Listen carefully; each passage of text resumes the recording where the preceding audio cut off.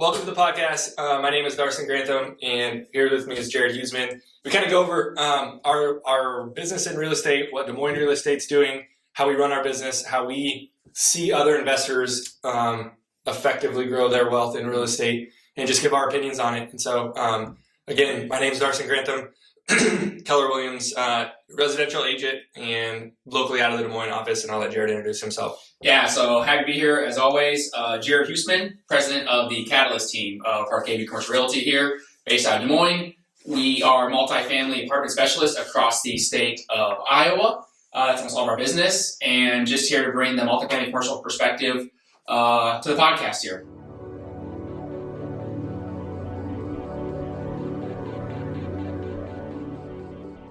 We started doing this, probably a month or two, more than that, 3 months ago. And one of the reasons is like we have always been in the same office. And when I started, it would have been 2 years ago, Jared was the commercial guy and I was just a beginning agent, didn't really know what I was doing, still try to, pretend that I do. And we just had a lot of really good business conversations. And for the first year, every time we'd get done talking, I'd be like, I wish we would have had a podcast and just recorded, because I want to remember what he said and I want to remember the way I thought about things. So that's why we kind of did this podcast. In the future, we will kind of schedule out what it, maybe name it, maybe actually call it something. We still are just flying by the seat of our pants, post this on a couple places and YouTube videos. So if you have any comments on stuff that you want more out of the video, what more we talk about, please feel free to share. If you want more market, more updates, more economy stuff, more how do you run your business, we'd be happy to get into that. So I think this is a really good point, Darson, and I think this is a point we want to bring up to you guys that are all out there watching this and tuning in and listening is, if you said, Darson, 2 years ago you started and you really built up a huge niche for yourself in the small multifamily market, the duplexes, fourplexes, houses. And I want to say the reasons that you built that niche very quickly because, one, you're very good at your job. Despite you say you're very intelligent and we have great conversations. But what you did is you listened to your clients. You listened to what they wanted and you gave them what they needed. And that's why you're a great agent, is because you just listened to what they said. So I bring this up for a reason, is that we're agents at the end of the day, and we want to hear from you guys on what you want to hear more about. So if you have any ideas about what to name this or to talk about, we're just here to serve you guys, whether it be in the podcast format or whether it be as agents on the phone or showing property or making more money. Like, we're just here to serve you guys. So feel free to throw us topics, and we'll do our best to tackle them and give you some feedback and our thoughts on it. Maybe we'll agree with you on some topics, maybe we won't, but we want to have those conversations, so let's have some fun. Yeah, please keep it around business, economics, real estate, maybe self-development. Anything outside of that, literally, not my cup of tea. Yeah, we're not going to get political here. To an extent. I'm fine with a little bit of that. A little political. Maybe no philosophy, but I love philosophy and religion. Definitely don't ask me any relationship advice. I'm still single, if you can't tell, so don't ask me any of that questions. You're happily married with more kids on the way. Still don't know anything. Still trying to figure it out. But ask us questions. We want to know about it. Today we're going to kind of just talk about the market a little bit. What we're seeing. At the end of the day, one that I want to point out here that I'm still talking about a lot, and this is advice I'm just going to give. I don't say it's right or wrong. You're going to probably all kill me and ostracize me after this, but I've had 3 conversations in the last 3 days, maybe 4, why right now is a great time to be in cash. Just FYI, this is a conversation I'm having it's very relevant, and all the logical sense says not to be in cash right now with inflation where it's at, property prices are going up, everything else, etc. Rents are going up, great time. There is nothing logical about being in cash right now, and so a conversation I'm having a lot with my clients is this is exactly why it's time to be in cash. This is exactly why it's time to, 1, potentially sell your property. 2, if you do sell, don't 1031. I know that sounds crazy, but if you are going to sell, pay the taxes, be in cash. It sounds stupid, but don't go buy a bad deal just to avoid taxes. You might overpay for that property 10% to avoid your taxes. The property goes down 20% in value, and now you're 30% underwater from what you paid for it, and you're 20% below the market. Now your whole equity is wiped out. All because you want to avoid taxes. So yes and or but, right? So my opinion on that would be, don't sell everything. Sell the shit. Sell the stuff you don't want. Sell the stuff you're not excited about owning, right? So I'm in the process of getting ready to sell my only single family home rental, right? Low end rental on the south side of Des Moines. I have a $700 mortgage payment and it brings in $1,000 of rent. That's pretty good. Completely rehabbed 2 years ago. Everything in it is brand new. The numbers of that are good. I just don't enjoy owning that type of property, so I'm going to sell it. And I won't make a crazy dollar amount, but it'll make, $20,000, $30,000. We'll be off and running, and I'm not planning to 1031 exchange. I'm going to keep it as cash, and just we'll see what the next opportunity comes with. Yeah, and I think that's a great point, Darson, too, is don't sell everything. I'm not advising you to sell. I'm not saying you have to sell always. Again, there's so many different options behind this. But the point I'm making is that I don't know. There's just some things, rumblings I'm hearing about, some things I'm seeing in the market. There's a lot of uncertainty. I was at a conference yesterday morning, and a very common theme amongst all professionals was uncertainty, right? Uncertainty. Yeah, but that's been for 3 years. Yes, I know. I agree. I agree. But like the uncertainty of the Federal Reserve raising rates, inflation, etc. I don't know. It's just right now, logically, it does not make sense to have cash. And being a contrarian investor, you want to be in cash. I mean, someone said today on a podcast I was watching, Uncle Warren, Mr. Warren Buffett, best investor I've ever seen, he's sitting in tons of cash right now. Makes no logical sense. But any value you're going to lose in inflation over the next even 1 to 2 years, I think, will do two things. One, help you sleep better at night, which what's the return on that? Infinite, in my opinion. And second, should a deal come up that you think has value or is off the market pricing maybe, you're going to gain that money back. So yeah, I would agree. Like the inflation argument of reason not to have cash is terrible. Mm-hmm. It's literally the worst argument if you do the math. Yeah. Now, that's assuming you're out looking for opportunities, right? If you're literally head in the sand and money's in the bank account and you're losing, whatever inflation is of your dollars, then fine. Yes, it does make sense not to have any cash, technically. But if you're out there looking for opportunities, the fact that you have 8% inflation on your whatever dollar amount in cash is irrelevant. Now, I think the point you're making there too, Darson, I like, is that there's a certain point where it's stupid to be all in cash. Like if you have 100% of your net worth in cash, that's probably not a good investment because you're not making no return on your money. If you have 80% of your net worth right now is all in cash and only 20% of your assets, maybe not a good move. So you have to find that balance, and you'll find your own balance for what you feel comfortable with. That's so true. It's a sleep at night thing. I talk to my clients about it all the time. I have a higher tolerance of being risky than my wife does. Right? So my wife needs to see a reserve account in our bank account of X dollar amount, and if it's not there, she gets scared. I feel like most men would say that as in general. Yeah. I don't make an assumption. So Dave Ramsey will say that. He says women have a security savings gland that men don't have. Yeah. So I would say, but anyway, the point I'm making is that when we talk about we always kind of talk about what's current or what topics we're having. This is a current conversation I am having multiple times a week with clients right now. Is be in cash. I just think that that's something that's very relevant in today's world. And just want to share with all you out there who's watching. For anyone that's watching here today on April 20th or 21st or whatever day we're shooting this. Yep. Yeah. It's hard to go wrong. It's hard to go broke in cash. So there's a saying. So a friend of mine said this one time too. It was pretty funny. A friend of mine was a big promoter out in LA one time, and he said one time, this is kind of my back goes, two rappers got into some beef and they were arguing with each other, and one of the rappers said, I'm worth 3 times what you are in net worth. And the other rapper fired back and goes, yeah, but I will drown you in liquidity. And he said, you're worth more than what's all on paper. I will drown you in liquidity. And I always loved that line. He came back, he knew what the guy had, but it was on paper. At the end of the day, paper does not spend. You cannot go to the bank and say, here's all my Bitcoin, I want to spend it. Or here's my asset value. Bitcoin. You can't do that. Well, now someone's like, I'm just making a joke here. But anyway, you can't go to your real estate and say, hey, I have this real estate. It's worth a bunch of money. I need to pay for a bill today. Yeah. I mean, it's the over-exaggeration. And again, find the balance of what you want in cash that works for you. But I don't think right now having a more ample cash reserve than you normally would have would be a bad bet. Yep. Yeah, I mean, I have the same conversations. Right. So I think pivoting in now, we want to talk a little bit about some things give advice, I guess, investors and stuff we would see. Yeah. Because I know Darson want to talk about this here. One advice, at least I'm going to give advice I'm going to give to anybody out there watching. I gave this advice, I think, 2 or 3 times this week. If anybody out there's watching has been investing I'm going to make an exaggeration here, but if you've been investing in real estate or apartments for more than 10 years, and you are still going out and finding deals by yourself every day, I would advise you to stop it right now.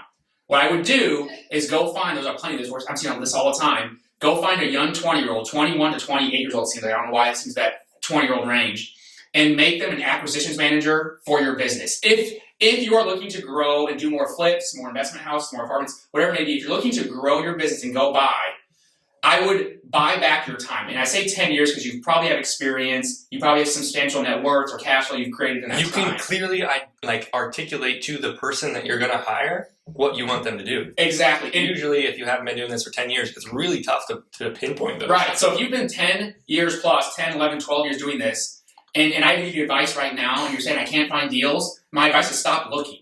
Go find a young, I'm joking, but a whippersnapper, and pay them a base salary of like $20,000, $30,000 a year. These guys will take it to learn, and then just pay them a commission like you would an agent. Say I'm going to pay you 1% on top of this. Be very similar to having a wholesaler on staff almost. But go find them, and they will love it. And they will go find you deals, and you'll buy back time. And now you have someone looking at 100 deals a week for you, so you can focus on actually growing your business to the next level. Yep. If you have, that comes back to, if you have the capacity to pay for them, and they'll want to grow, and you have something else to do with your time. So I would still argue, though, in some ways, if you want to grow at all, and the whole capacity to pay them, something that really blew my mind and I had to think about hard the one time was the capacity to pay them, I think, is kind of irrelevant in some terms. If you can afford to pay them for 6 months, you're going to know in the first month whether they're good or not, too. And two, within 6 months, if they don't bring you a deal that you don't easily make $30,000, $40,000, and that's a good deal, then you didn't articulate well enough to what they're looking for, or they're not doing a good enough job. But an employee, I think this would be an employee of your business or some kind of 1099, they are going to make back in spades whatever you pay them for. And you really only need 3 to 6 months of money in your bank account to support them. In theory, you could do it wrong, obviously be back to square one. But again, buy back your time. If you've been doing this for 10, 12 years, I just really think that's the key that I've been seeing across the country. And I think I've had 3 or 4 ownership groups in the last month. All you're telling me they've either done this or they have someone on their team who's kind of me saying, I'm an acquisitions manager and I'm 22 years old, 26, 25, whatever the heck it was, saying I'm trying to build relations up with agents to make deals for my partnership group, whatever it is, my REITs. And it's just happening. So again, it's just a way that people have figured out how to make a business out of buying flip houses, investment property, wholesales, apartments as well. And they're making it into a true full-fledged business. So that's something I would give advice that I'm seeing very heavily is buy back your time. Yep. I mean, I can't argue with any of that. What I say is if you're worried about the money, and I don't remember who taught me this or who told me this, so I have to give credit to somebody, but I don't know who it is. They basically said, make sure whenever you hire them that whatever they provide you in those 6 months, whether it's systems, whether it's an Excel sheet of all the owners, of notes on all the owners, make sure that whatever they provide you is worth the amount that you paid them, even if they leave at 6 months or 3 years or 1 year, whatever. So make sure that they have that system, that you have something when they left. They don't take everything that they made you or developed for you with them. Right. Now, I guess I should clarify here is before you do this, if you want to go this route, here's going to be the hard part, is you have to actually document what you're doing yourself. So this is going to be the hard part for anybody out here watching is be able to sit down and say, here's how I evaluate a deal, and here's why this is a good deal. And it's going to take a little bit of training and work. And I know a lot of owners don't want to go through it. They're going to be like, well, all I'm going to see is I got to train this person and teach them. And maybe you create your competition as well. It's another very, very common thing. But not in here. It's an abundance mentality. Abundance mentality? Okay, so if we're doing that, then that's cool. But either way, this is something I just see as a very common theme going forward. I really do. I think this is going to be a trend we're going to continue to see, especially, and this is a general conversation or a bigger one, as we see the growth of bigger players and small players and that diminishing middle return. You either got to get big or got to be small to make money in this market, it seems like.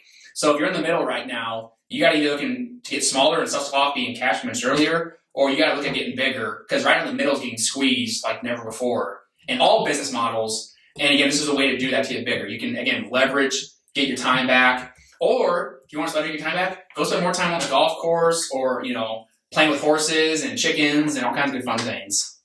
Just chickens, no horses. I think you made a good point of mentioning that it's all businesses are this way right now in a quite frankly still a boom cycle that we're in. Now, maybe at the top, but we're in a boom cycle. So in 5 years, if the market has changed, you may not be able to grow or hire someone new, but if you can do it now, do it. Learn from it, get all you can out of that. It reminds me, like when you say it's every business, I see it starting out as an agent. It's every agent has this issue, and it's mostly the reason we become agents is because we can't hold a W-2 job very well. And the sidekick of that is the fact that having employees underneath of us is something like teaching them is tough. It's the part and the reason why there aren't tons of mega teams. Yeah. And there's a lot of solo agents and solo business owners. I mean, that's the reason. There's only a handful of Google and Amazons. Mm-hmm. So, other like what else in leverage? So we wanted to talk on leverage, and that's a good way to leverage. The other point I'll make on leverage here, and again, I had a conversation with another owner this week as well. For anybody that is still okay, I need to preface this here, but you got to look into or utilize management softwares at all. There's Appfolio, there's Yardi, there's Buildium. I'm not even being creative. Are there people that don't? Oh, there are people that don't. Absolutely that don't. And this goes back to what I was saying. I will say this. If you have less than 20 units, give or take, you can generally get away with being some kind of Excel format or Word or some good organization. Yeah, but how do you collect rent? How do you collect rent from tenants? So a lot of owners I talk to, they actually have a rental box. They actually have rent deposit. They collect rent or they have rent mailed to them. So this goes back to leverage. You need to be using some software now because, again, you can create auto pay, you can create credit card pay, automatic ACH, whatever it is. But, like, if you are not using a management software in today's world, you are so far behind. And these things are so cheap and they are plug and play. They used to be really expensive. Back when I was using stuff, managing it, Yardi, Appfolio was very expensive. Now, there are tons out there. Someone there is asking about Zillow having a management software. I don't know what it is. I don't know exactly about it. But either way, you need to be using some kind of management software to create leverage. The other thing it's going to do, it's going to help with your renewals. It's going to help track the market for rental increases. It's going to get your stuff out there to all the sites. When you put this stuff for rental, it gets out to theapartments.com, it gets out to the Zillow, whatever it may be. You need to be using some kind of software as leverage in your portfolio. If you're not, get on it. It's the 21st century, guys. Yeah, it'll save you so much time. Using a property management software is, I mean, you have to do it. If you don't, you are truly not having a business. You're playing in a hobby. You're literally just go sell all your houses and be done investing in real estate. Now, if you have one house, fine. If you have a tenant and it was a house that you used to live in and now it's your rental, fine. Keep it, you can just go pick up rent or have them mail it to you. But I mean, I started out with a fourplex. So I knew, and it was 2 hours away. So I basically built my little rental business around not being present. So a rental box was not going to happen. I actually looked to see when I first started if I could have them deposit money into the local bank, right? Like so they could just walk down and deposit it. But then I had to create a bank account. I had to transfer all the funds. And I was like, no, these people, if they won't text and they won't do electronic payments, they don't need to be my tenants. So I think the point you said, Darson, I think was fantastic. And I don't even realize you said it, but if you are not using a management software, then you're using real estate as a hobby. Yeah. At the end of the day, that's what it is. And here's the thing, and that's okay. Yeah, or a good asset diversification. Because I do think, honestly, everyone should own at least one rental, whether it's a single family or a fourplex, or a duplex. Everyone should own a rental because it's just another piece of the 401k puzzle that you need or your asset portfolio. Well, I'll tell you what, and just from our share, it's kind of everyone should be a waiter server in their life to understand what it likes. No, I know, and I don't want to do it. Go be a landlord, and you'll understand real quick too what landlords deal with every day. Just on one, you'll figure it out. But it's not that bad. It's the best thing ever. Go do it. Right. So anyway, the point I'm making, I think you said though, is that I think you have to if you want to make this a true business, not a hobby, you need to have some kind of software. Now, if you want to say, you know what, I'm dabbling in it, I'm 2 property, 3 property, whatever it may be, and I just want this as a hobby, like you said, diversification, retirement income, whatever. But when you start getting above 4 or 5 properties, especially if it's geographically diverse. Yeah. If you are across markets, if you said you had a fourplex 2 hours away, if you have any property that is considered, and I would say this, more than a 15, 20-minute drive away from where you live or work, you should be using a software system instantly. And this is something that any out there watching that's management, you're going to hate me and want to shoot me for this. But this is also why I think management companies are getting tougher and tougher to have, because these softwares will do 70% of what most of these management companies do as well. And you're going to save your 8-10% fee. That's how you make your money. It's how you make your margin. Use these softwares. They're very cheap anymore. You've basically replaced your management company now at that point. Now your only issue is maintenance. Figure out the maintenance issue and how to work that. And no, maintenance and showings, lease filling. So like that is I don't use property management to collect rent. Right. I use it to be the babysitter for contractors and the babysitter for tenant like leasing structures. Right. So I would argue a little bit on that. Yes, you can build in processes. You can hire it out. Right. The property management. I mean, don't get me wrong. It's not a glamorous business. Mm-hmm. You have two bosses. It's got to suck. It's got to be terrible. Right. But I'm just saying, this is where I've had a couple owners over the years. They're like, Jared, how to make money at this? I'm like, well, you've got to self-manage. Well, I don't want to self-manage. I understand that. But sometimes in today's market as well, that's the only way to make money. And if you use softwares correctly, you can in some ways find some margin there. I know one of our clients, that's what he does. He finds someone to come up, do showings, uses the software management, does not live in Iowa. Yeah, he does. And he's out of Iowa. But anyway, and he makes a lot of money doing it. And he says that that's how I found my margin, and that's why he can do one deal almost every single year, and it's a fairly sizable deal, and he can make his margin on that. So again, this also comes back to finding your operations as well, but treat it like a business, whether it be leveraged through acquisitions manager or through a software, which ironically, I believe this client we're talking about, I think you know what I'm talking about, he has both of those, ironically, I think. Yeah. He has acquisitions manager and he has that. And this guy has a full-time job. I don't know if he's got an acquisition manager, but he's getting close, or he's not, I think he's got us at least. Yeah. I mean, and this is the other thing too, is partially a joke, but I'm serious with this too. If you can't find an acquisitions manager, then legitimately, quote unquote, hire a good agent. Yeah. We are your acquisitions manager because we look at deals all day long. So come out and hire us. That's our job, is to be acquisitions manager for you, to say good deal, bad deal. Now the key is that we might be a little more expensive than the acquisitions manager because of our commissions, and we also might, tell you something that you don't want to hear or do want to hear, whatever it may be. But again, look into these options to create leverage in your life and business, and it's really, again, treat it like a business. I mean, that's the simplest advice I've ever been given, but it's the best advice, is treat this like a business, because at the end of the day, you're here to make money. A hobby is something you're going to lose money in. I don't care what he says. Anybody that has a hobby, for the most part, you almost always are losing money in at some point in fashion. A business makes you money. A hobby loses you money. Yeah. So one thing you said in there, which is kind of on the leverage, but not really, but like you said, if you want to make money in real estate, one of the conversations I've had a lot over the last, it's been 6 months, is people thinking, oh, I can come by and I can quit my job in 2 years if I just start buying real estate right now. Mm. And my hat's off to them. It is entirely possible. Do not take this in a way that I'm putting you down or telling you it's not possible. But if you are looking anywhere close to what's on market to purchase, you cannot be done working by buying cash flow properties in 2 years. Well, unless you have a lot of cash right now, but it's usually not the case. So put it into perspective, run the numbers, run the math, and think about it. Now, that might mean that you don't work with realtors and you're going direct to owners.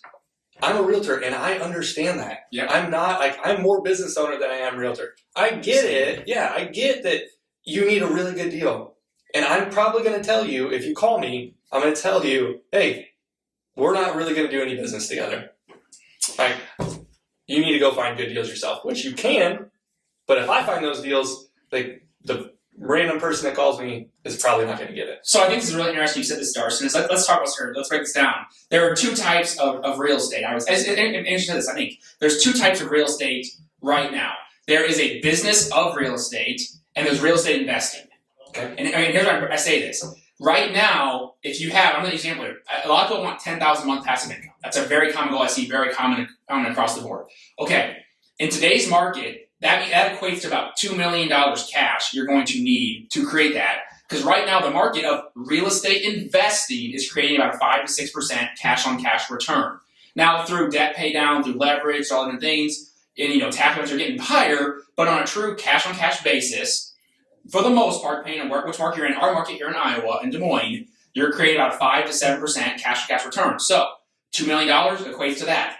Now, this is why I bring this up. If you are doing a real estate business, which means you're using leverage, you're using management softwares, you're going direct outside of agents trying to find deals, and you've created your own marketing platform to go direct outside of us to get a good deal, whatever it may be, that's a real estate business, and that same $2 million will probably equate to $200,000 more of profit per year. You're going to get about 10% or better because you're creating a business. Here's the difference. A real estate business means you have to be active in it. You have to be working it. You have to be doing some form of active investing. A real estate investment will be strictly passive.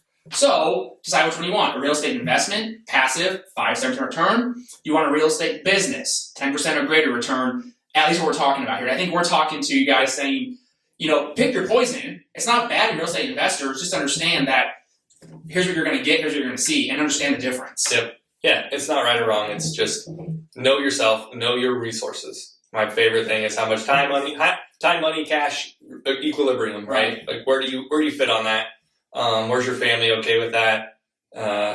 That's self-awareness. Right. And let's be honest here too, guys. This might shift. This paradigm can shift. Oh, it will. Like whenever we have the next Great Recession or Depression, you will actually make a business out of being a real estate investor, because then you can buy deals at 10% cash on cash returns or cap rates, or you can buy deals at 40% off on sale. That's when real estate investing becomes a true business. But at the current rate of the market, real estate investing and real estate businesses are two separate things. Until we see a market shift, then real estate investing can go back to becoming a business like it was in our market 2009, 10, all the way to about 15 or 16.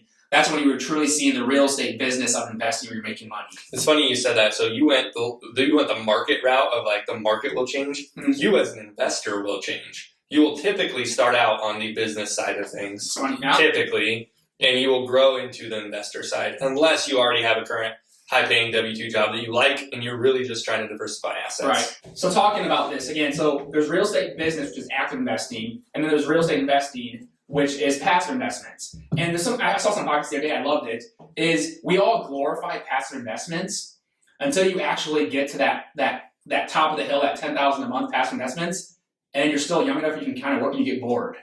And I love what this guy said in this podcast. He goes, I want to make active investing cool again, because once you reach that passive milestone, he's like, it gets really boring. So, well, it goes back to I came from the Dave Ramsey, we moved in kind of the choose financial independence world, right? And very few people that become financially independent stop. Yeah. Because the motivation that takes you to get there, you're not the person that can just stop. Right.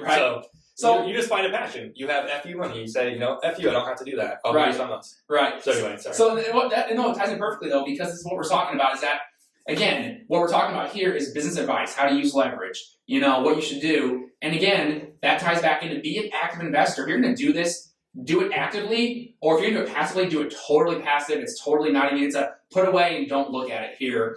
But I make an argument here, anybody that's watching this or tie in, be an active investor. You need to be watching these things. You need to be watching our podcast here every week, because these markets change quickly.